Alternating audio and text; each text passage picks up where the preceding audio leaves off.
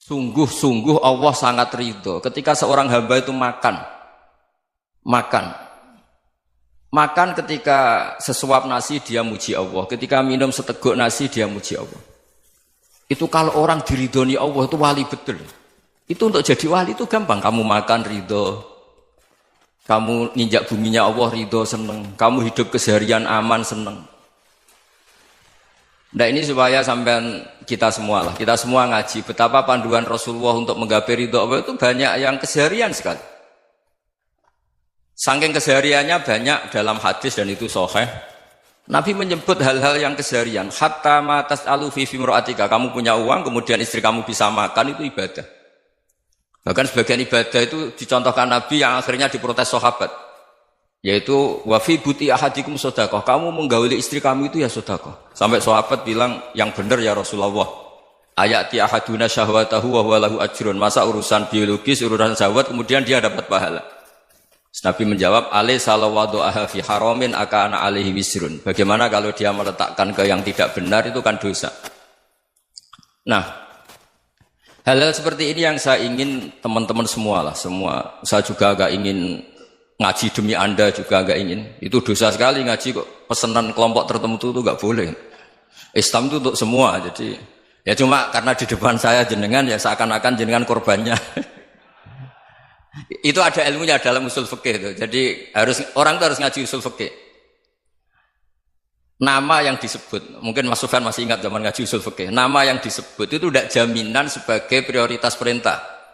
Jadi misalnya gini, kebetulan yang di depan Nabi itu Abu Dzar. Nabi ya bilang, ya Abu Dzarin ini uhibbuka misalnya, atau ya Mu'ad ini muhibbuka, atau ya Abu Hurairah ini uhibbuka misalnya. Banyaklah riwayat yang Nabi nyebut ya Abu Dzarin, ya Mu'ad, ya Abu Hurairah. Kemudian misalnya Nabi meneruskan khitab, ini uhibbuka, saya mencintai kamu, fakul dubur sholatin, atau sebagian riwayat disebut fala tada'an la dubura kulli sholatin, Allahumma inni ala dzikrika wa syukrika wa husni ibadatik. Saya mencintai kamu, siapa saja, Mu'ad bisa, Abu Dzar bisa siapa. Saya mencintai kamu, mohon kalau habis sholat kamu jangan lupa wiridan Allahumma inni ala dzikrika wa syukrika wa husni ibadatik. Ya Allah, tolong kami permudah supaya mudah ingat Engkau. Anda tidak bisa mentang-mentang, wong nama saya Parmin, nama saya Purnomo, itu yang diperintahkan Mu'ad misalnya. Jadi yang disebut satu, tapi khitab itu untuk siapa saja. Saya teruskan. Jadi saya mohon semua kita melakukan kebaikan itu, kalau dalam kaidah fikih disebut al-yakin la yuzalu bisyak. Banyak kebaikan yang kebenarannya itu 100%. Tidak punya efek samping ke pihak lain, ke kelompok lain, ke komunitas lain. Itu tadi misalnya Anda makan, dan itu murah sekali, hanya butuh satu piring. Setiap punyaan kamu muji Allah, setiap minum kamu muji Allah. Itu redaksinya Rasulullah SAW disebut, Allah sangat ridho ketika seorang hamba makan, kemudian dia memuji Allah. Atau minum, kemudian dia muji Allah. Logikanya gampang, negara seperti ini yang kamu harapkan bentuknya kayak apa, mertua, ipar, komunitas, tetangga, itu nyata terjadi itu kan belum pasti. Sementara yang mesti terjadi adalah kamu butuh makan, kalau tidak mati. Butuh minum, kalau tidak mati. Butuh bumi yang nyaman ditempati, kalau tidak kita juga mati. Sebab itu Allah kalau menyebut nikmatnya itu hal-hal yang keseharian. Alladzi at'amahum min ju'. Allah itu siapa? Allah itu yang menciptakan kamu bisa makan. Tidak berlebihan, Allah itu yang menciptakan kondisi sosial itu ideal. Zaman Nabi itu ya ada orang munafik. Orang-orang pilihan Allah itu juga diuji orang sekelilingnya yang macam-macam. Semua diuji sesuai konteks zaman dan waktu. Nah, tapi ada ibadah-ibadah yang selalu disarankan Nabi. Sampai Nabi itu pernah ditanya, ayul Islam ya khairun ya Rasulullah, Islam terbaik itu gimana? Jawaban Nabi itu unik. It'amut to'am. Islam terbaik itu ya makan-makan, santai-santai. Ketika Allah menyebut beberapa kebaikan, falak tahamal akobah, wa ma adrokan apa? Mal akobah. Terusannya apa? Fakku rokobah. Terusannya apa? Au it'amun fiyaumin di masubaya. Atau acara makan-makan itu juga Islam. Kenapa? Ya bayangkan kalau tidak ada makanan, kita mati kan? Kondisi sosial tidak ideal itu Anda masih gak apa-apa. Tapi kalau Anda tidak makan, Anda tidak minum, Kamu punya istri cerewet masih bisa hidup, punya mertua cerewet masih bisa hidup. Tapi kalau tidak makan bisa mati. Berarti penting mana istri sama makan? Penting mana? Makan. Semoga istri Anda dengar, nanti kamu disuruh makan tapi pulang deh. Itu kalau dibahasakan makan masih memahami. Penting mana nasi satu piring dengan istri. Nggak ada nasi mati, nggak ada istri belum mati. Penting mana? Ya, gak berani jawab kan? Nah, ternyata Anda ada garang kan di depan istri. Jadi saya mohonlah, mungkin Mas Sufyan Sauri tadi yang bisa bantulah. Teman-teman tuh ngaji yang keseharian saja. Karena kita nyari ridha Allah itu berdasar firman Allah. Dan firman Allah itu menyebut keseharian tuh riang, gampang. Yaitu tadi misalnya wa min ayatihi manamukum bil laili wan nahar. Termasuk ayat-ayat Allah itu kamu tidur. Maka dulu itu ada guyonan, ada tokoh Mu'tazilah, kelompok dalam Islam yang berpikir manusia itu bisa menentukan ikhtiarnya sendiri. Karena saya bisa duduk, ingin berdiri, berdiri. Karena kelompok ini nggak terima kalau semua kehendak Allah, nanti bagaimana kalau semua kehendak Allah kok ada hisab ya, ada sanksi.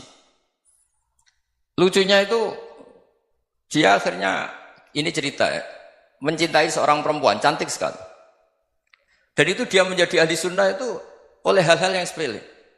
Karena istrinya cantik, ya namanya suami istri itu hubungan intim. Terus ditanya, Mas masih ingin lagi? Masih. Silahkan diulang lagi. Wah ya tidak bisa. Katanya manusia bisa menentukan yang diinginkan. Itu tobat itu. Itu nggak bisa ditobatkan Mas Sufyan Ats-Tsauri. Orang cantik yang mudah nobatkan orang itu orang cantik. Segampang itu. Akhirnya kita tahu, makanya kalau dalam kitab Hikam itu disebut al-aqil mayyakul madza yaf'alu wa hubi wal ghafil mayyakul madza af'al. Orang yang punya akal karena sadar ini wilayah Allah, semua milik Tuhan. Itu dia tiap hari berpikir, besok Allah akan melakukan apa terhadap dunia ini. Kamu merencanakan sesuatu mau plesir, ternyata gempa. Mau wisata ke Rusia, ternyata perang. Kamu tidak pernah tahu apa yang akan terjadi besok. Wa ma tadri nafsum madza taksibu ghadan. Tapi anda semua kita ini sering punya jadwal permanen. Makanya saya kalau diundang siapa saja, sana takdir. Yang jelas Gus ini acara penting. Ya masih acara penting nak pangeran ngersakno piye? Kowe ape dadi pangeran? Kamu kok mau jadi Tuhan? Itu kadang ya kiai. Penting Gus acara ini jenengan harus memastikan bisa. Loh kamu itu yang ngajarin tauhid, sesuatu itu biadillah kok bilang-bilang apa pasti. Kalau maksa terus tak tobatkan kamu kata saya. Ya kalau gitu Gus bilang insyaallah. Wah itu hati saya, fisik saya, roh saya sudah bilang insya Allah. Tidak usah kamu latih kata saya.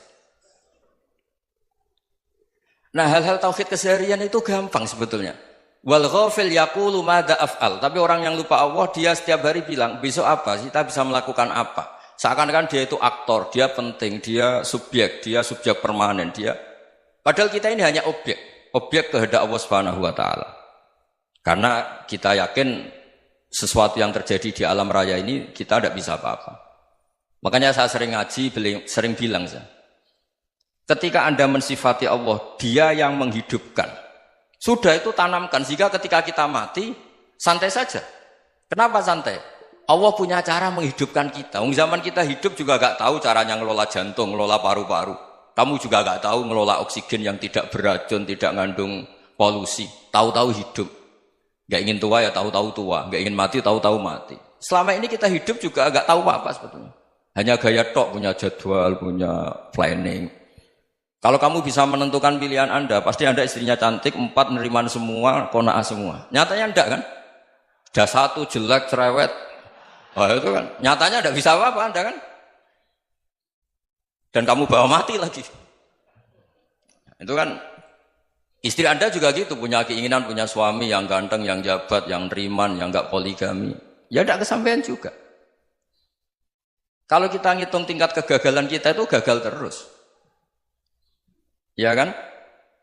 Nah, terus ingat Allah, madza yaf'alu wa bi. Orang yang punya akal selalu berpikir Allah itu menghendaki apa terhadap saya. Loh sama-sama orang ngelihat orang yang serius, itu kata Anda itu pemikir berat, serius. Senang punya tokoh yang merengut tuh, karena kamu anggap serius. Tapi sebagian orang anggap orang yang serius itu wong merengut, wong masam, wong muka kok ditekuk. Jadi sama itu hati ya muqallibal qulub tsabbit qalbi ala dinik, karena kita enggak tahu cara berpikir kita tentang orang lain, tentang sekeliling kita.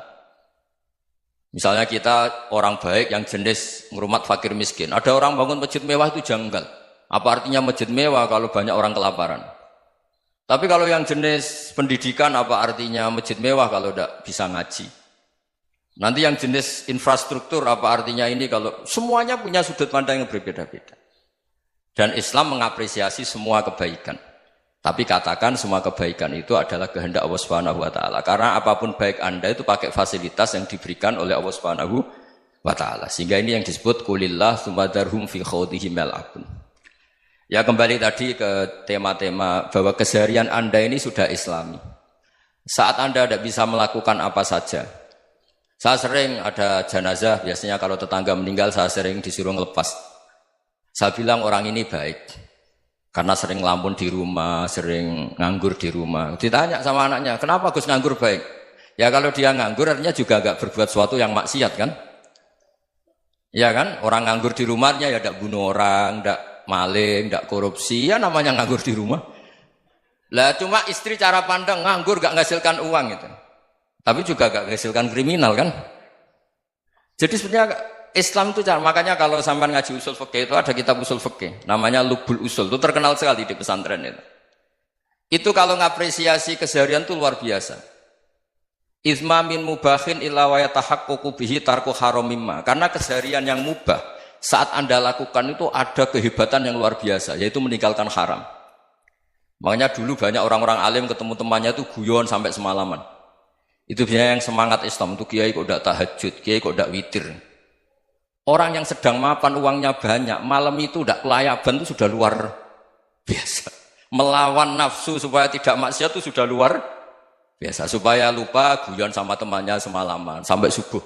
Gejolak-gejolokan ngenang zaman miskin, zaman kuliah gak jelas, zaman apa. Melihatnya jangan tarkut tahajud. Seperti ini meninggalkan tahajud, tapi meninggalkannya ini talkul muharramat. Jadi kayak apa hebatnya? Sehingga Imam Ghazali punya riwayat yang agak unik. Hatta takuna ibadatu akhiri hadil ummah iku an-naum. Sehingga suatu saat ibadah terbaik umat ini itu tidur. Itu kan riwayat kontroversi. Ketika Imam Ghazali tanya, kenapa iya? Kenapa kamu mulai keluar dari rumah itu sudah banyak maksiat, melihat perempuan yang enggak mahram, melihat fenomena. Tapi kalau kamu tidur itu enggak melihat apa-apa. Tapi juga kamu jangan nganggap tidur itu ibadah betul. Saatnya melakukan fardu ain malah masih tidur. Tapi itu sudut pandang yang menjadikan kita Islam itu gampang. Jadi saat Anda tidak bisa aktivitas apa-apa, misalnya ada beberapa orang yang lumpuh. Lumpuh itu memang enggak bisa Jumatan, enggak bisa ibadah, tapi dia juga enggak bisa maksiat. Tidur itu memang Anda saat itu tidak bisa tahajud, tidak bisa witir, tapi saat itu ada zina, ada maling, tidak gosipkan orang, tidak bully orang, tidak menanamkan kebencian, tidak hasud. Sehingga tidur menurut Allah Ta'ala wa min ayatihi manamukum billaili apa? Wan nahar. Karena di tidur itu selain ada unsur istirahat, jaga stamina, juga ada unsur meninggalkan beberapa keburukan. Nah saya mohon ibadah yang keseharian ini kita jaga. Supaya kita semua baca ayat itu fasih. Fasih itu tertanam di hati. Allah itu siapa? Alladzi at'amahum min ju'i wa amanahum min khauf. Dan Allah kalau cerita di Quran itu anna sababnal ma'a sabba tsumma syaqqaqnal ardha wa syaqqa fa ambatna fiha habba wa inaba wa qadba wa zaituna wa nakhla wa hadaika hulba. Kamu tahu saya ini siapa kata Allah? Saya ini adalah Tuhan yang menurunkan air, kemudian ada tanaman banyak. Habba wa inaba wa qadba, ada zaitun, ada tin, kalau orang Jawa mungkin ada tela, ada padi, ada mangga, ada pisang. Sudah. Wa inaba wa zaituna wa nakhla wa hadaika hulba, ada perkebunan yang lebat. Tujuannya apa? Mata Allahkum, silahkan kamu pakai, kamu nikmati. Tapi karena kadang kita ini punya ide-ide besar. Tadi untuk syukur saja nunggu punya istri riman, rumah baik, tetangga baik, komunitas baik, semuanya baik baru syukur.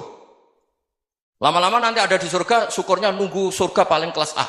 Itu sudah ada yang menghuni Rasulullah, kamu nggak boleh di situ. Masa untuk syukur saja? Repotnya Masya Allah. Jadi mohonlah Quran yang kalau Anda hafalkan juz amma itu kan ada ayat-ayat yang kayak tadi. Ya, fal yang dzuril insanu ila ta'ami. Coba lihat, Apa yang kamu makan ya? Dari mana? Dan untuk mempertahankan hidup kamu keseharian. Jadi jangan kira ibadah itu harus membentuk komunitas yang versi Anda. Ibadah itu harus yang hal yang mulu-mulu. Kesehariannya Anda alami. Loh ini saya tidak bikin-bikin. Saya ngaji bukan karena berdasar pesanan. Itu ayat yang saya baca kan betul ada ayatnya kan. Fal yang dzuril insanu ila tu'ami. Anna soba benal ma'ah soba. Thumma syaqaqnal ardo syaqqa. Fa'ambasna fiya habba wa inabau wa qodba. Wa zaitunau wa nakhla wa hadaika khulba. Terusannya apa? Mata'al lakum. Silakan kamu nikmati. Mata itu silakan kamu nikmati. Ya kayak sampean dikasih hidangan ya makan. Ya sudah makan. Habis makan ya minum. Habis itu ngantuk ya tidur. Ya sudah normal-normal saja. Kayak apa indahnya Islam. Tapi Anda mencari Islam yang gimana lagi? Nah itu yang diajarkan guru-guru kita, diajarkan sanad kita sampai Wali Songo, sampai Rasulullah SAW. Bahwa pada akhirnya ada jihad, ada perang. Itu dulu memang perang, bukan membunuh. Beda. Dulu kita dijajah Belanda ya perang. Dan itu normal karena kita dijajah. Jadi ketika orang lain ingin baik sama kita, wa in ahadum minal musyrikin astajaroka ya fajirhu hatta yasma'a kalam Allah. Kalau mereka ingin baik ya kita baik. Makanya ada istilah musta'man, mu'ahad. Kalau mereka ingin damai, berdampingan dengan kemajmukan ya itu yang lebih baik. Karena memang Islam menghormati proses perdamaian. Wa in janahu lis-salmi ya fajnah lah. Kalau ingin damai ya kita harus